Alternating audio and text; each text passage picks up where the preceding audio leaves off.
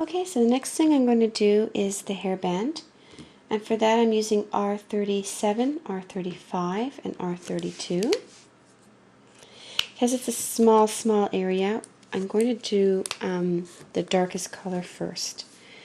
I really don't want this ink to migrate out, so I'm going to do this. It's a little bit of a cheat.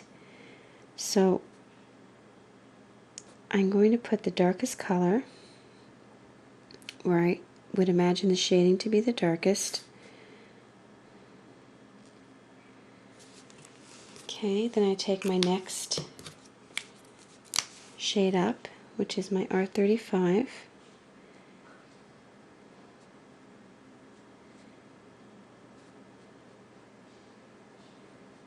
Okay, lay that in. And then my R32 is my lightest,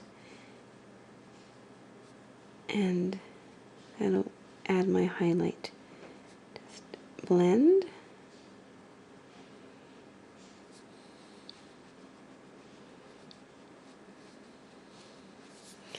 So there you go.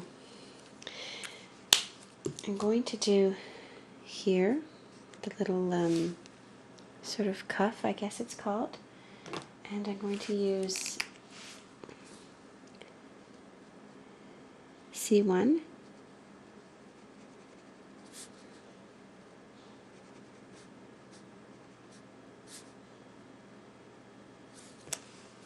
And then I'm going to take my colorless blender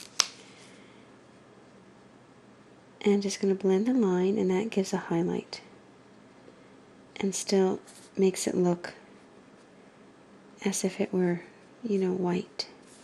Okay, at the same time I'll do the shoes. So I'm going to grab my C3. Again, this is a small area. I'll start with my darker color.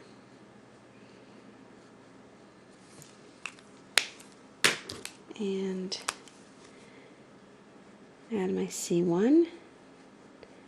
Sort of blend over that. And then my colorless blender over that. That provides my highlight. So now the shoes are done. The next thing I'm going to do is the apple. So I'm going to show you a cute trick for that.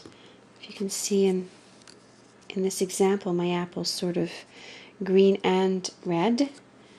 So I take my G20, I color the whole apple with my G20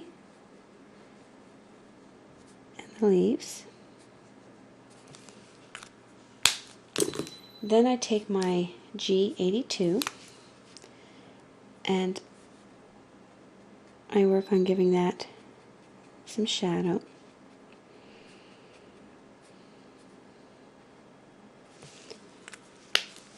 I'm going to blend that out now with my G20.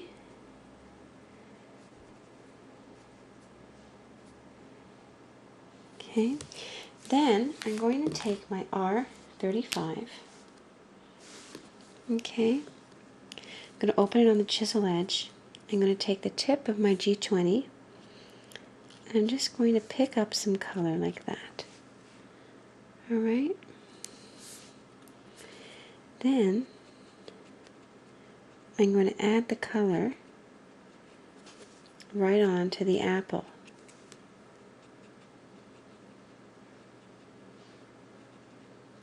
And it gives you that two-tone effect. Okay. Just going to add a little bit of G85 to this leaf to make it a bit darker. And I'll blend that out with my G82.